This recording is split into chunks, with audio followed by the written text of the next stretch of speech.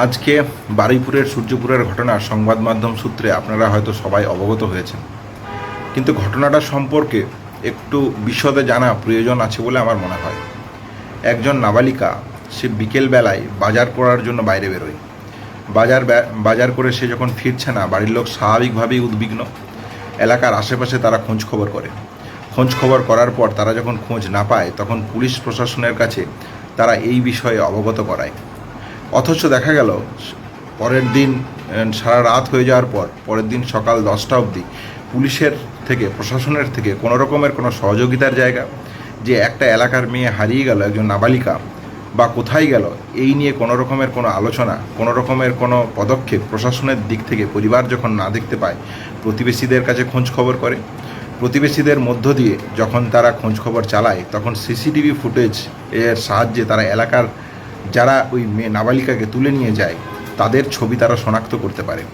তাহলে আবার এই গ্রামবাসীরাই, প্রতিবেশীরাই পরিবারের সহযোগিতাকে সামনে রেখে যখন তারা ওই সিসিটিভিতে শনাক্ত করার পর পুলিশের কাছে অভিযুক্তদের নিয়ে যায়, যারা দোষী তাদেরকে নিয়ে যায়, সিসিটিভিতে যাদেরকে তারা দেখতে পায় নিয়ে যায়, আবার থানাতে নিয়ে যাওয়ার পর পুলিশ আবার তাদেরকে ছেড়ে দেয়, তাহলে প্রশাসন এবং পুলিশের এক নির্জলতার কলঙ্কময় দিন হিসেবে আজকের দিনটা স্বীকৃত হয়ে থাকলো।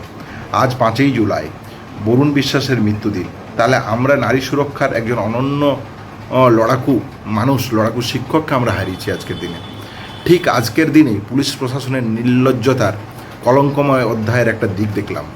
একজন নাবালিকা, সে বাজার করতে গিয়ে তাকে খুঁজে পাওয়া যাচ্ছে না। সন্ধে পেরিয়ে সকাল হয়ে গেল, সকাল 10টার সময় কেন্দ্রীয় বাহিনীর কিছু জওয়ান তার বাড়িতে আসে। তারপর এলাকার সহযোগিতায় যে কথা বললাম, সিসিটিভি ফুটেজ দেখে যখন শনাক্ত হয়, পুলিশের কাছে যখন নিয়ে যায়, তখন পুলিশ প্রশাসনের ভূমিকা কীরকম নির্লজ্জতার তা আপনারা আজ সংবাদ মাধ্যমে বহু জায়গায় দেখতে পাচ্ছেন। এবং যখন এই ধরনের এই ছেড়ে দেওয়ার পর যখন গ্রামবাসী আবার তাদেরকে ধরে, তাদের কাছ থেকে তারা জানতে পারে যে এই নাবালিকার ডেড বডি একটা পুকুরের মধ্যে আছে। সেখান থেকে এই নাবালিকার ডেড বডিকে নিয়ে আসা হয়। এইটা হচ্ছে আমাদের আজকের দিনের, আজকের ঘটনার বাস্তব চিত্র।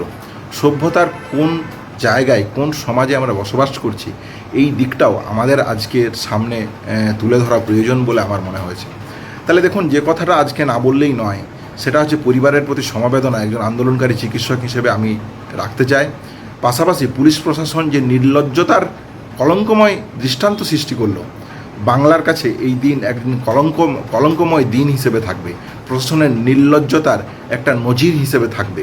উদাসীনতার কোন জায়গায়, কোন সীমায় পৌঁছালে প্রশাসন এই ধরনের ভূমিকা নেয়, তার দিন হয়ে থাকবে আজকে একটা।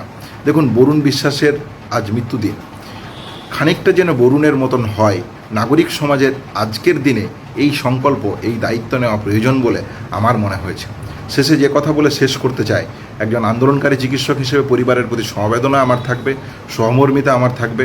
পুলিশ প্রশাসনের এখনও এই ধরনের উদাসীনতার যারা চিত্র সৃষ্টি করলো, কঠোর থেকে কঠোরতম শাস্তি যেন তাদের হয়।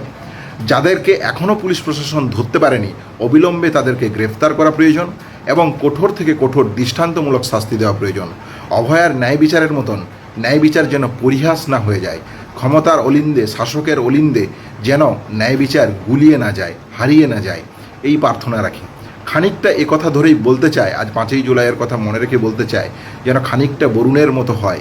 নাগরিক সমাজ যদি এই চেতনা নিতে পারে, তাহলে নিশ্চয়ই আমরা ন্যায় বিচার সুরক্ষিত করতে পারবো বলে আমি মনে করি।